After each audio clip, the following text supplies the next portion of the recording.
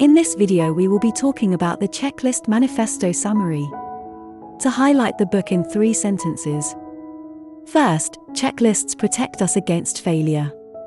Second, checklists establish a higher standard of baseline performance. Third, in the end, a checklist is only an aid.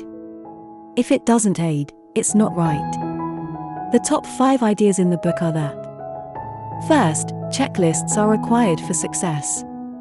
Second, when doctors and nurses in the ICU create their own checklists for what they think should be done each day, the consistency of care improves to the point where the average length of patients stay in intensive care dropped by half. Third, the 3 different kinds of problem in the world are the simple, the complicated, and the complex. Fourth, checklists can either be do, confirm or redo. We will cover these later in the summary, and must be kept between 5 to 9 items. And lastly, the wording of should be simple and exact and fit on 1 page. The volume and complexity of what we know has exceeded our individual ability to deliver its benefits correctly, safely, or reliably. Knowledge has both saved us and burdened us. Whether running to the store to buy ingredients for a cake, preparing an airplane for takeoff, or evaluating a sick person in the hospital, if you miss just one key thing, you might as well not have made the effort at all. A further difficulty, just as insidious, is that people can lull themselves into skipping steps even when they remember them. Checklists seem to provide protection against such failures. They remind us of the minimum necessary steps and make them explicit.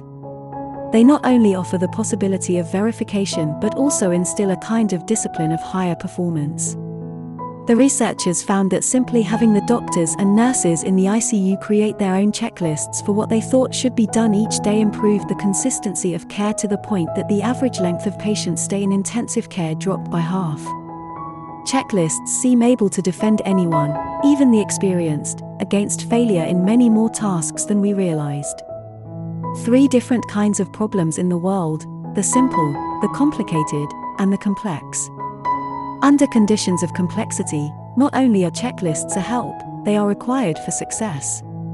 The investigators at Johns Hopkins and elsewhere had also observed that when nurses were given a chance to say their names and mention concerns at the beginning of a case, they were more likely to note problems and offer solutions.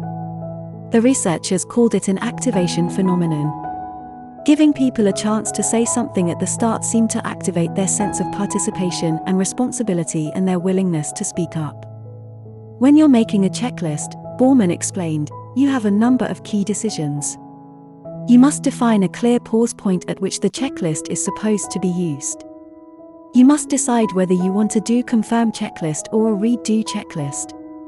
With a do-confirm checklist, he said, team members perform their jobs from memory and experience, often separately. But then they stop. They pause to run the checklist and confirm that everything that was supposed to be done was done. With a read-do checklist, on the other hand, people carry out the tasks as they check them off. It's more like a recipe.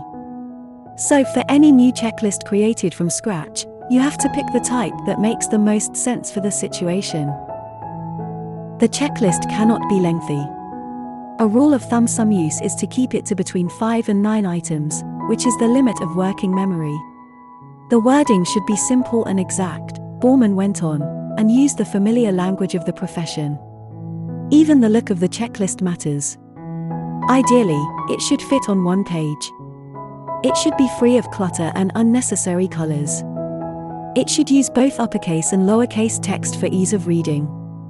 It is common to misconceive how checklists function in complex lines of work. They are not comprehensive how-to guides. They are quick and simple tools aimed to buttress the skills of expert professionals. Just ticking boxes is not the ultimate goal here. Embracing a culture of teamwork and discipline is. In the end, a checklist is only an aid. If it doesn't aid, it's not right. But if it does, we must be ready to embrace the possibility. If you enjoy this book summary, please like, share and subscribe to the channel. Also, if there is any book summary you would like to see on the channel, leave a comment in the comment section. See you in the next video.